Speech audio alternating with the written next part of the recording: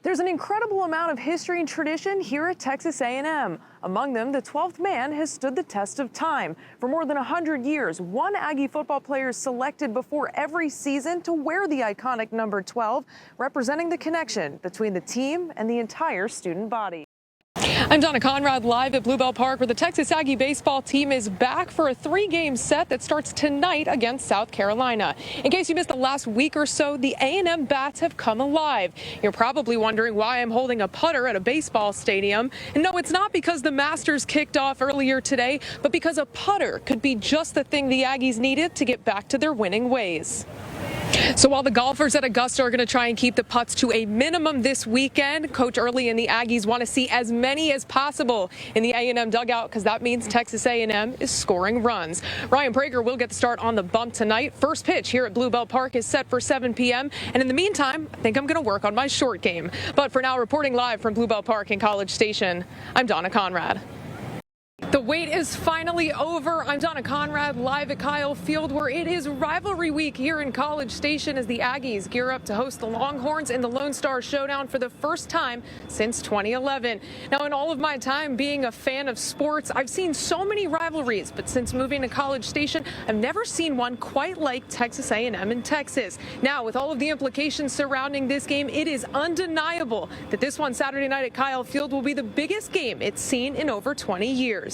The Aggies are coming off an emotional 4-overtime loss to Auburn Saturday night, but head coach Mike Elko told me that they're focused on emotional and physical recovery this week. They're also going to rely on the experience they've had this year of having many highly anticipated primetime games and do the little things right this week that are going to make them successful here Saturday night.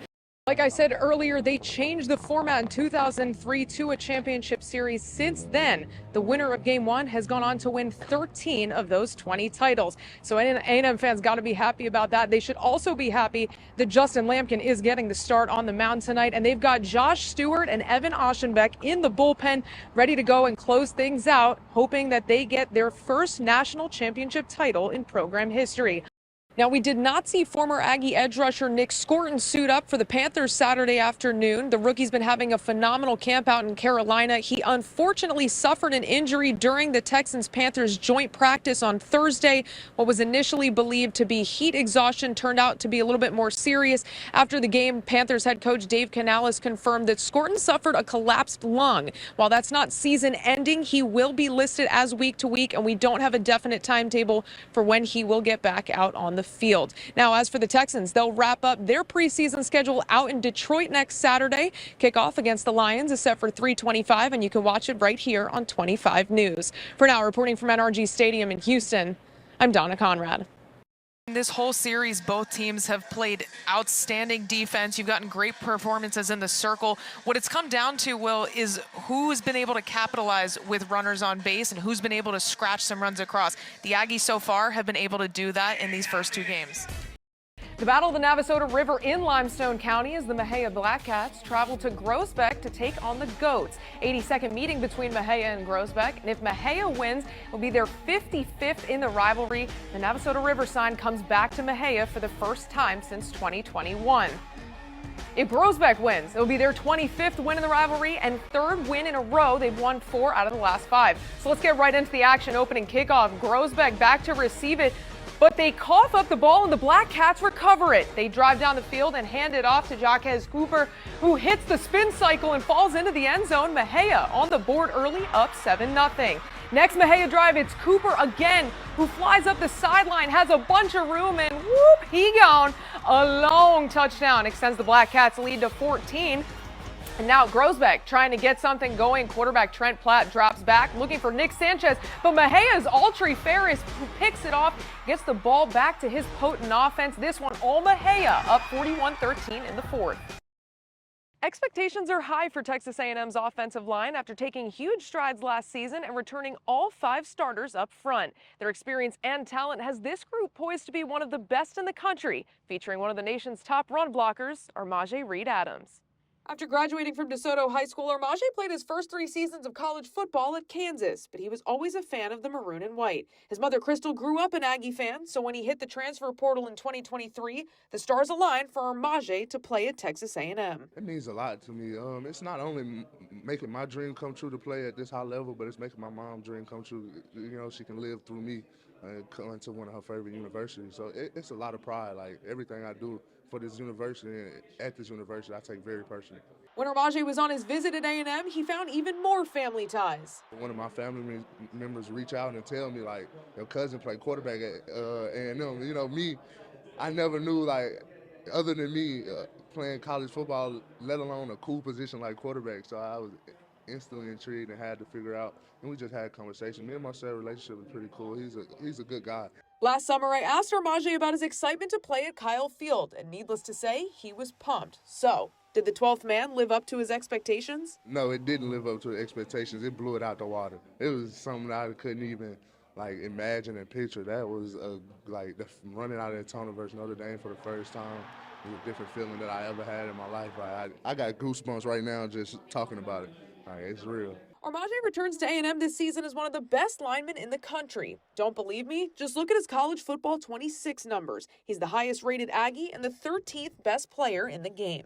Do you talk any smack to any of the other guys about that? Nah, a lot of my friends, they talking enough smack for me. There's a lot of guys in the locker room. As soon as I walk in, they got something to say about it. But yeah, it's a lot of smack talk. But his impact goes far beyond his physical ability. Since stepping foot on campus, Armage has made his voice one that the locker room always listens to. I just came here and tried to put my head down and work, and the guys respected how I came about it every day.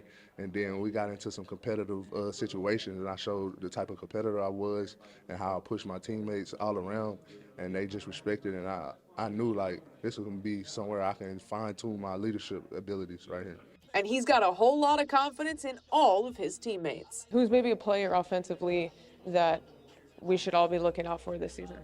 All 11 of us. We all special. Like, I think you give Chase the ball, he'll score a touchdown. I got ultimate faith in everybody that lined up with me. I had a great time catching up with Armage, and if you want to hear what his coaches and teammates had to say about him, head on over to our website. A few months ago, Texas A&M quarterback Marcel Reed partnered with private jet company ENG Aviation, taking NIL deals to new heights. But this deal in particular is making headlines for a much different reason. Over 90% of Americans support organ donation and transplant, but less than 60% of Americans are registered donors. And so we want to play a part in bridging that gap, and that's really what we're focused on. Steve Hoffman was introduced to organ donation as a teenager after losing his father. So when ENG first launched, he saw an opportunity to make an impact. There was a need for reliable, time-critical air transportation. And so, within months of us launching, we decided to pivot and decide that we were going to be the best air and ground transportation company for transplant. As a big football fan, he also took notice of the ever-growing NIL space. We just saw an opportunity to really change how NIL deals are done and use these athletes' breadth and reach to promote things that are for the greater good. But it couldn't be just any athlete. It needed to be the right fit. You see, ENG stands for Earned Never Given. It had to be a determined, genuine, lighthearted soul. Enter Texas A&M quarterback Marcel Reed. We ultimately just went with ENG just because of their story and their mission, what they wanted to do, and how they did their things. Like, I wanted to be a part of that. He's kind, he's respectful, he's mature, he has huge goals. And he wanted to do something that mattered. It was no secret what Marcel did last year, where he earned the starting job and kept it, and just really fit in a symbiotic way with who we are and how we believe that we're supposed to act with other people around us, and just thought it was a really good fit. This summer, Marcel learned about the ins and outs of organ donation and its significance. He even took a trip down to Houston Methodist Hospital, where he met with donor families and recipients. You never really know, even being on this side of the business, who's been touched by the gift of life and who's been touched by the gift of organ donation. And so seeing these stories unravel and the tears flowing, Marcel at one point even got choked up. It definitely made me emotional a little bit, just hearing how they go. It's not easy losing a family member, but it's also not easy making the decision to give that organ to another person. And, I feel like the people who do that create a special bond with the person they give the organ to, because it's like they're saving another life while they also lost one. He also met former UT football player Peter Pagee, who got a second chance at life after a successful heart transplant in 2022. Just meeting Peter and seeing how it goes for everybody, even people who have bright futures in athletics, their life can be, flipped like that and a change. So I'm glad he's still here with us. He got that organ, and yeah, it's a special story for sure. Now, as part of his partnership, Marcel is using his platform to advocate and educate about the importance of organ donation. Seeing how much he's grown since our partnership developed, and seeing the powerful words that he's used at our meet and greet event, and some of the things that he's been able to share on socials, it has exploded, and it's exactly what we wanted in that partnership. Watching just the posts that we've done and see the hits, and it's getting higher and higher and higher in views because people care about what he has to say, because it's his generation speaking, has been really cool. I mean, it's been more successful than I could have even imagined.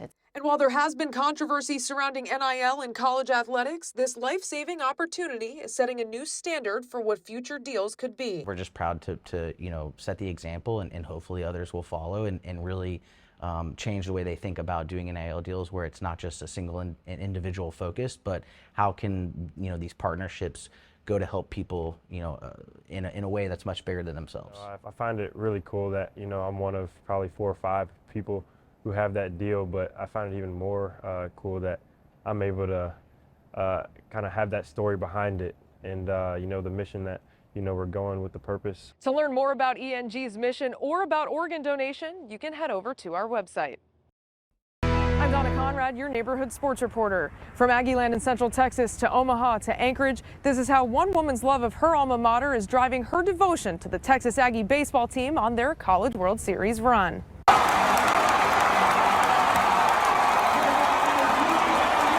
As soon as that inning came in and we scored all those runs and the grand slam, I immediately booked tickets. Stephanie Burgoon is a fourth-generation Aggie who, like many others out in Omaha, were thrilled when the Aggies punched their ticket to the College World Series. Bought my tickets from Anchorage, got tickets to the game, got a hotel, did all the things, and said, we're going. How do we miss this opportunity? We are going. But unlike a lot of Aggies on hand at the CWS, she hit the road to see A&M play in person for the first time since 2021, all the way from Alaska.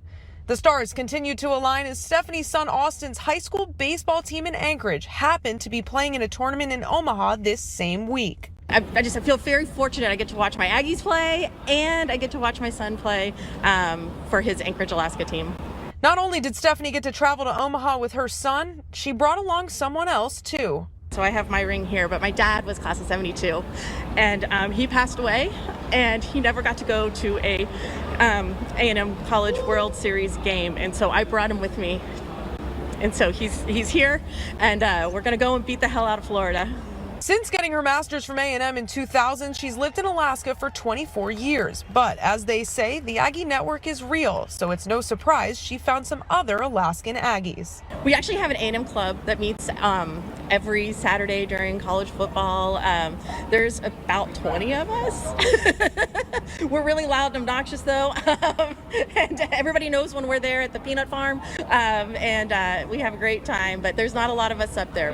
But the ones that do, we find each other real quick, and we do muster every year, and we meet up for games. And I know that there's a crowd right now at the peanut farm watching Aggie baseball tonight. Even though she's 3,322 miles away from Anchorage, she feels right at home surrounded by her Aggie family. This is my Aggie family, and I'm just so excited to go and be part of that and watch that with all of them. And of course, it's all about supporting the Texas Aggie baseball team as they make a run at a national championship. We were over in the baseball village, and we were talking to a class of 70 Aggie, and that's what this is all about. Is it doesn't matter if you're a class of 70 or class of 96 or class of 2014 or 2024. We're all there for the same reason, and that's just to support Aggie baseball. Wednesday night, Stephanie gets to watch both her son's service team and her Texas Aggie baseball team play in the semifinals, and she told me, well, it doesn't get much better than that. For now, reporting in College Station, I'm Donna Conrad.